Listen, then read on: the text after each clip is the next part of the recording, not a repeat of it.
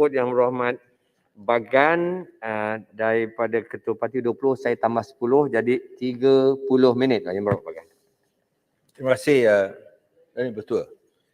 Saya mohon untuk mengambil bahagian dalam Belanjawan 2022 yang telah pun dibentangkan selepas mengambil kira beberapa cadangan daripada dokumen strategi Belanjawan 2022 Pakatan Harapan yang telah pun dibentangkan dalam beberapa sesi perundingan dengan pihak Menteri Kewangan. Saya ucapkan terima kasih kepada Yang Berhormat Menteri kerana mengadakan sebanyak 3 sesi dengan pimpinan utama Pakatan Harapan.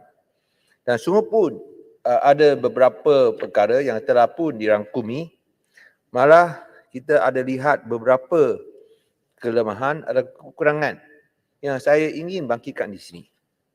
Satu ialah kalau kita lihat belanjawan ini, dia merupakan satu belanjawan expansionary sebanyak 332.1 bilion, iaitu yang paling besar dalam sejarah Malaysia. Di mana untuk perbelanjaan pembangunan adalah sebanyak 75.6 bilion, perbelanjaan pengurusan adalah 233.5 bilion, dana COVID 23 bilion dan juga kontingensi sebanyak 2 bilion. Di sini saya harap bahawa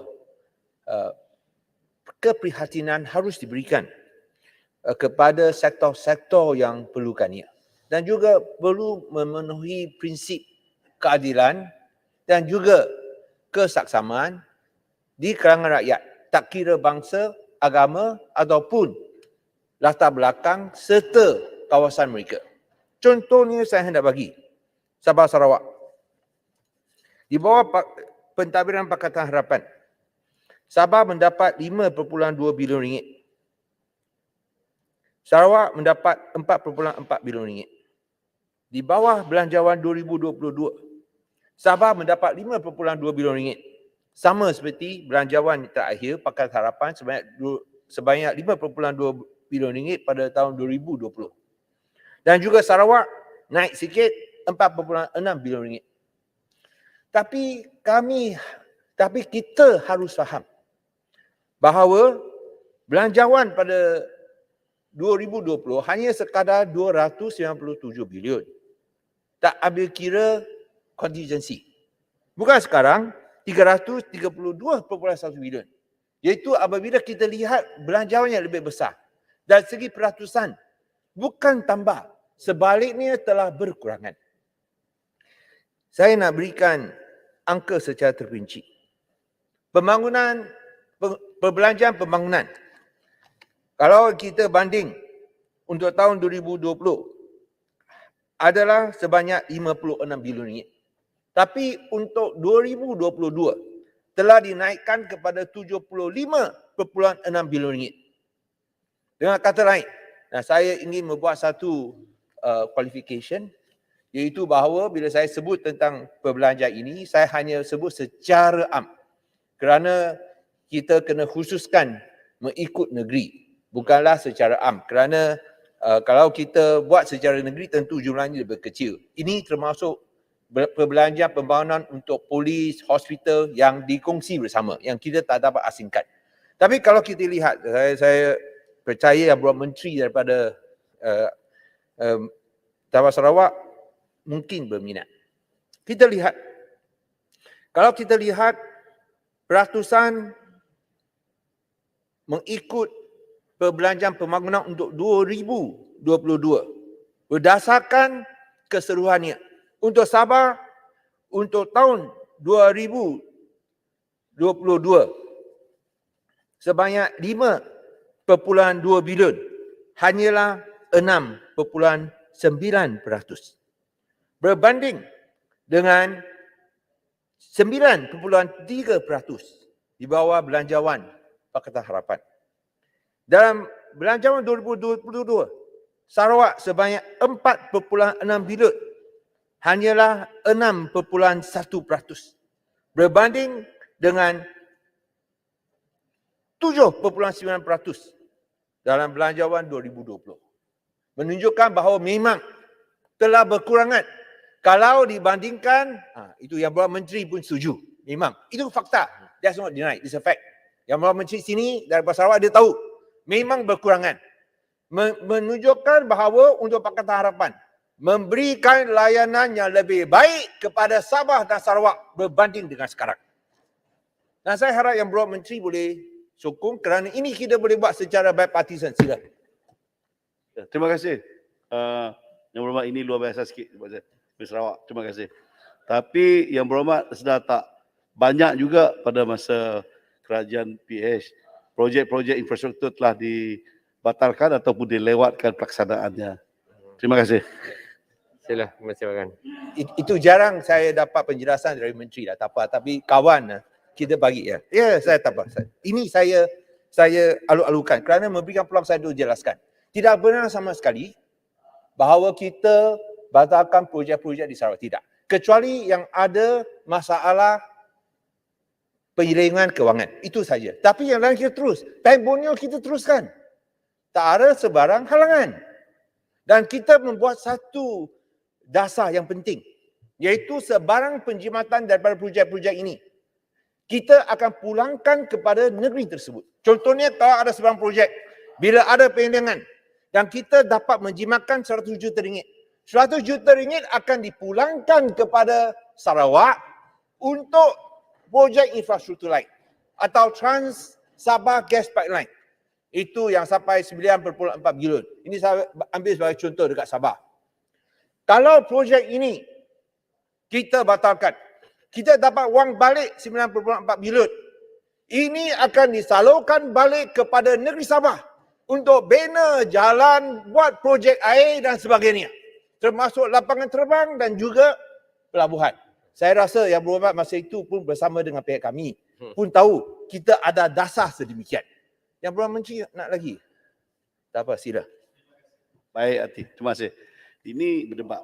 Yang Berhormat, saya menerima baiklah penjelasan. Yang satu saya nak tanya, sebab saya sering kali mendengar pemimpin-pemimpin di Sarawak mengatakan kita telah membayar 1 bilion yang dikatakan utang Sarawak kepada federal, kepada persekutuan masa PH. Kita bayar, tapi janji untuk pembayaran tu diguna balik ke Sarawak untuk menaik taraf dan membuat repair ke sekolah-sekolah. Tapi itu tak jadi, tak dilaksanakan. Betul tak Yang Berhormat? Sila penjelaskan. Terima kasih. Memang tak betul. Kita telah luluskan.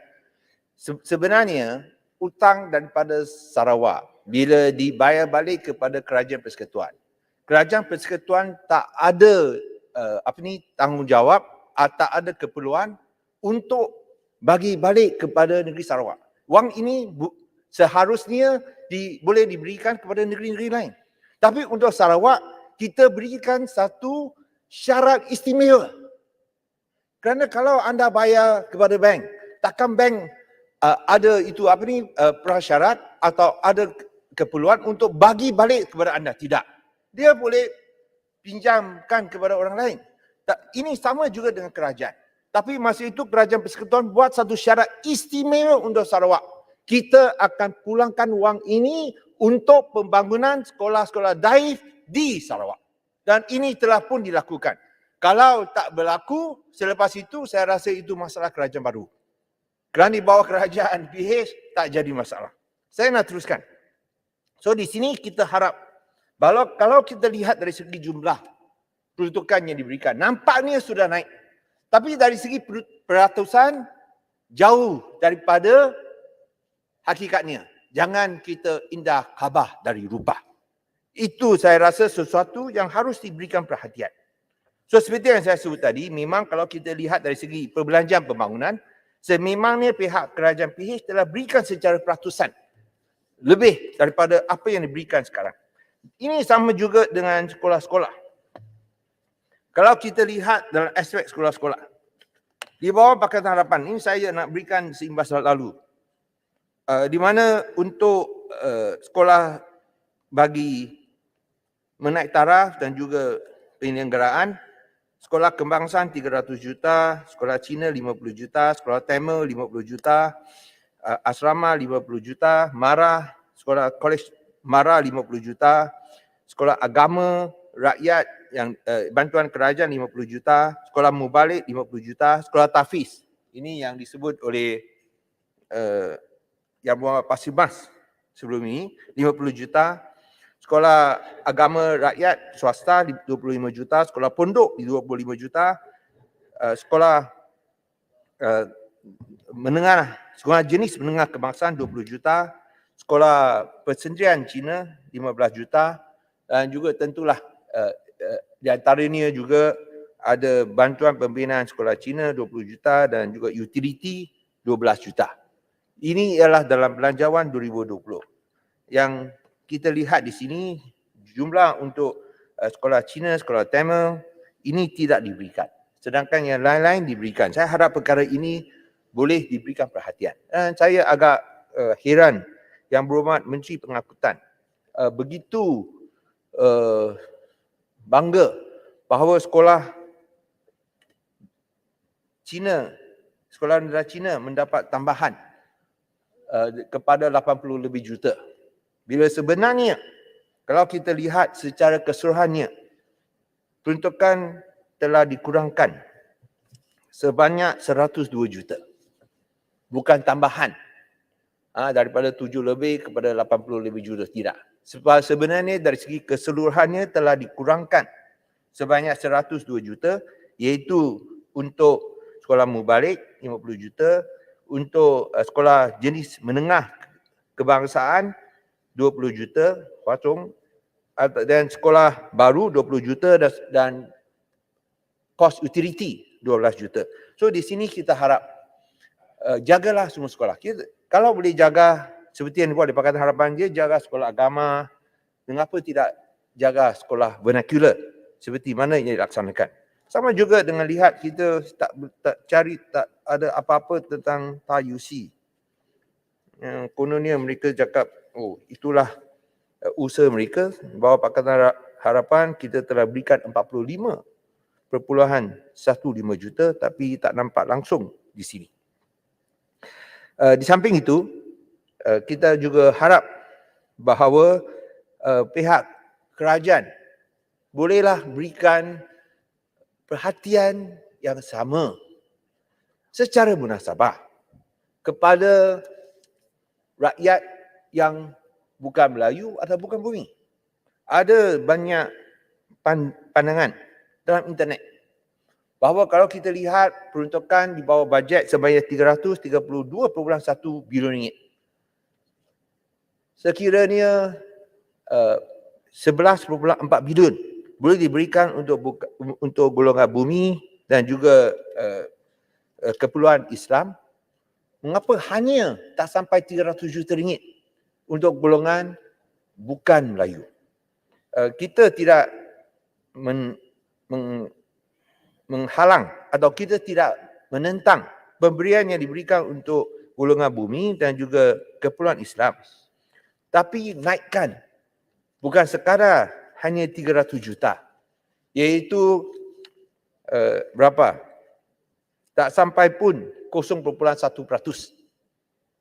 Saya rasa harus diberikan tambahan yang lebih daripada jumlah 0.1% ini. Lebih lagi bila penduduk bukan Islam adalah 30% dalam negara Malaysia. Itu yang kita minta saja. Lebih adil, lebih munasabah. Supaya kita dapat mencerminkan konsep keluarga Malaysia. Iaitu untuk semua. Jangan abaikan mereka yang juga rakyat Malaysia.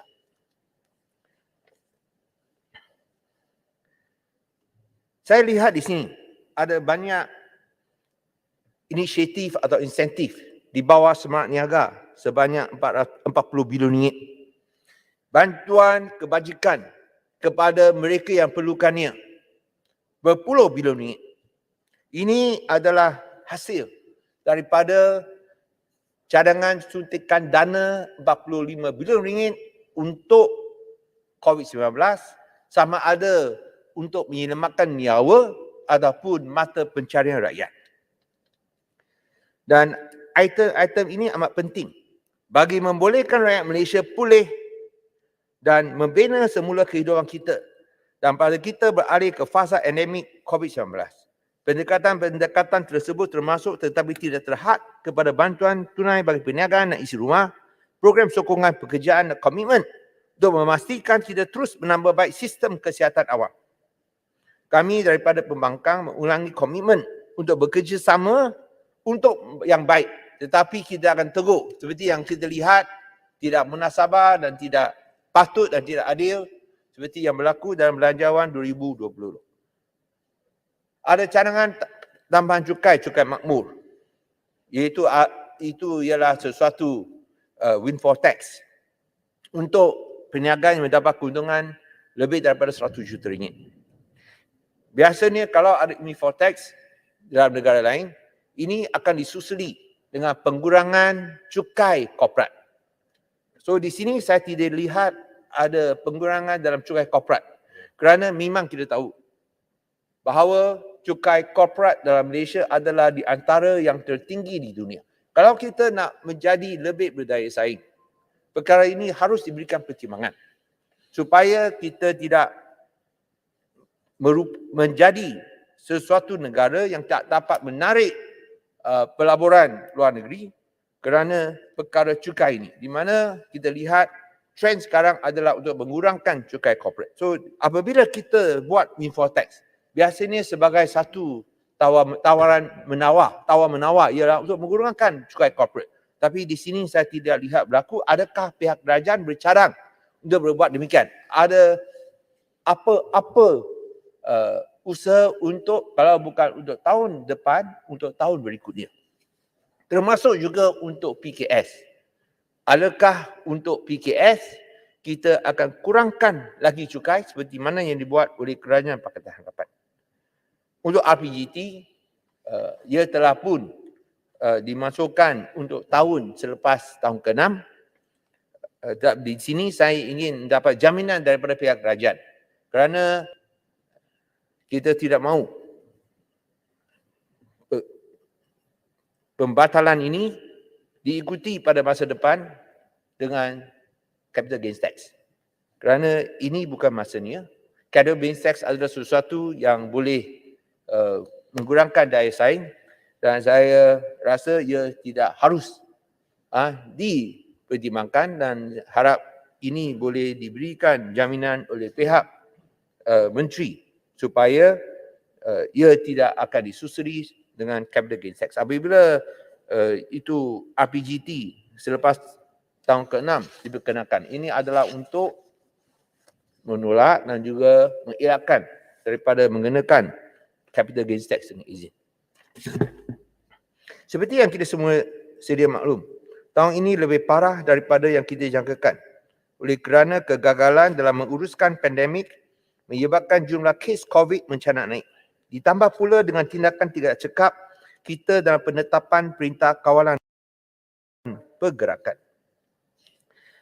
Oleh itu, tentu usaha untuk kita memberikan suntikan 45 bilion ringgit, di mana 4 bilion adalah untuk menaikkan kemudahan dalam hospital kita. Saya harap bahawa kita berikan sekurang-kurangnya 1 bilion untuk menaikkan ward ataupun rawatan emergency ataupun cemas dalam hospital kita, termasuk juga ICU dan sebagainya, dan membantu frontliner yang merupakan pihak utama untuk menangani pesakit-pesakit COVID-19.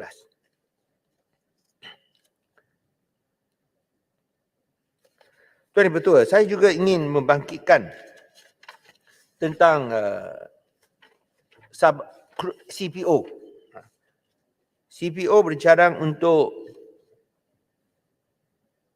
dinaikkan levy kelapa sawit di Sabah dan Sarawak daripada 1.5% kepada 3%. Apabila harga telah naik melambung lebih 3,500. Sungguh pun kerajaan mempertahankan langkah ini sebagai satu usaha untuk menyeragamkan kadar-kadar di antara seluruh negara. Saya rasa ia tidak mengambil kira keadaan yang berbeza di antara Malaysia Timur dan Malaysia Barat. So saya harap Yang Berhormat Menteri Sarawak ada situ, ini harus diberikan perhatian. I think you are aware of this issue, isn't it? So I think you should handle that because ada banyak daripada Sabah Sarawak ada bangkitkan kepada pihak saya. So di sini saya pun tak mau cerita lebih panjang. Saya rasa Yang Berhormat Menteri boleh sampaikan kepada Yang Berhormat Menteri Kewangan bahawa perkara ini harus dipertimbangkan lagi supaya tidak ada rasa diskriminasi di kalangan pengusaha-pengusaha kelapa sawit di Sabah Sarawak. So mungkin Yang Berhormat boleh berikan maklum balas kepada pihak saya. Lagipun 9 minutes. Lagipun kalau kita lihat dari segi bantuan kebajikan, saya pun tak mahu pergi panjang lebar, tapi saya harap bahawa bantuan ini dapat dipercepatkan. Khususnya usaha untuk kita mencetuskan atau menjanakan peluang-peluang pekerjaan. Kita telah buat beberapa cadangan dan ia telah pun di package sebagai satu usaha jana kerja sebanyak 2 bilion. Kita harap bahawa insentif gaji dan insentif pengambilan dapat diberikan dengan cepat, iaitu sekurang-kurangnya RM500 untuk pekerja-pekerja untuk tempoh 2 tahun, RM500 sebulan, dan untuk majikan, insentif pengambilan kerja untuk majikan yang mengambil pekerja tempatan sebanyak RM300 sebulan untuk tempoh 2 tahun juga, supaya dapat menggalakkan pengambilan pekerja tempatan dan kita kurangkan kebergantungan kepada pekerja-pekerja asing. Dan ini tentu akan menjana peluang pekerjaan sekurang-kurangnya 150 hingga 200,000 pekerjaan. Kita kena faham bahawa sungguh pun pihak kerajaan tidak bercadang untuk naikkan kadar minima RM1,200.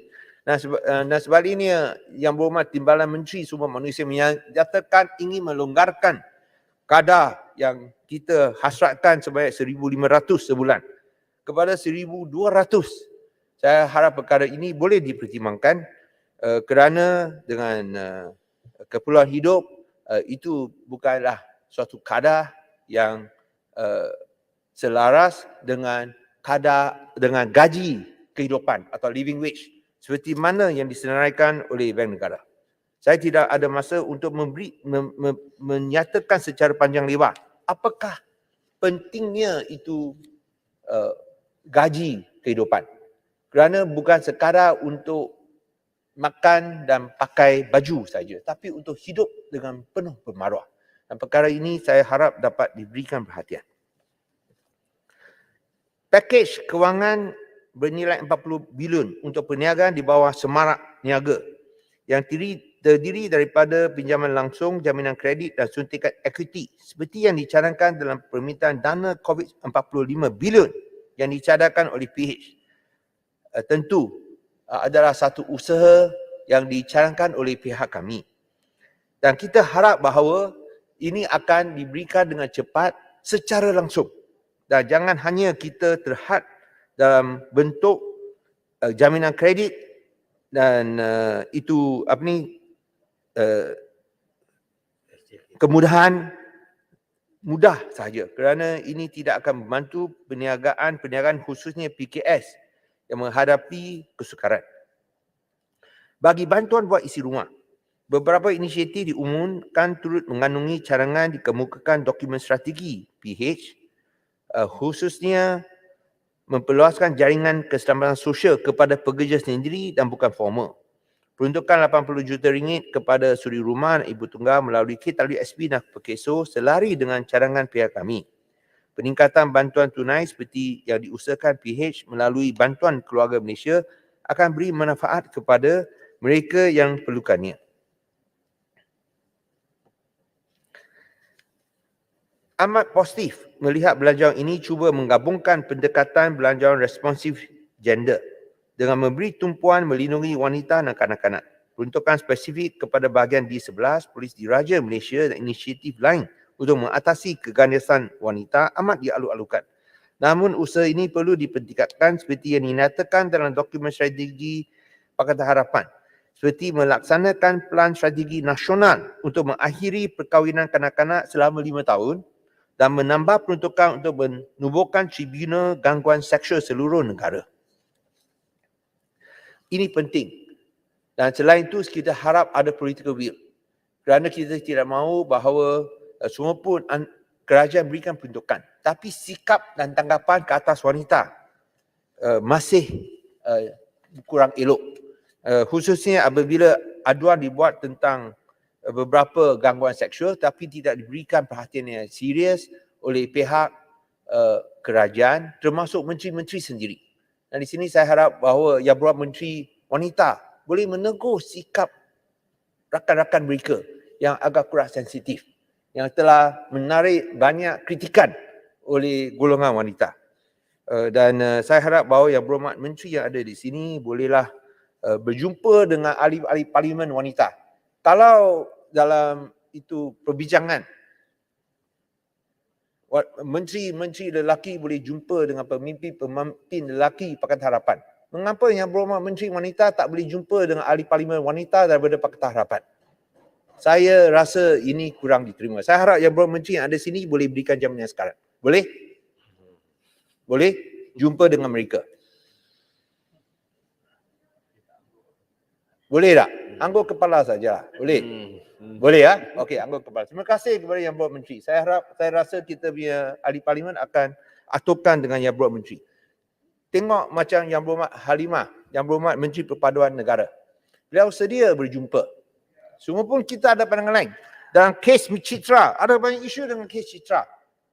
Sila, nak tanya. Ya, sila. Saya juga nak maklumkan Tuan Yang di-Pertua bahawa kita ada majlis kanak-kanak kebangsaan ya yang diadakan setiap 3 kali setahun, di mana dalam mesyuarat baru-baru ini untuk majlis kanak-kanak kebangsaan, saya telah pun menjemput Yang Berhormat Sir Gambut untuk duduk bersama dalam mesyuarat tersebut, tapi dimaklumkan dia tidak dapat hadir ketika itu. Namun begitu, kita sentiasa terbuka untuk bersama-sama untuk berbincang demi kepentingan rakyat keseluruhan. Terima kasih. Terima kasih Menteri. Tapi saya harap buatlah secara serius di mana kita berikan interaksi. Jangan hanya secara kumpulan besar di mana kita hanya jadi penonton saja. Yang saya cadangkan ialah di mana kita boleh buat engagement, libat urus. Kerana perkara ini penting dan kita pun ada pandangan yang bernas untuk membolehkan perlindungan yang lebih baik bukan sahaja untuk wanita tetapi juga untuk kanak-kanak. Saya harap Yang Berhormat boleh menjemput semua ahli parlimen wanita dan kita boleh sama-sama memperkasakan dan memperkuatkan hak-hak wanita dalam negara Malaysia.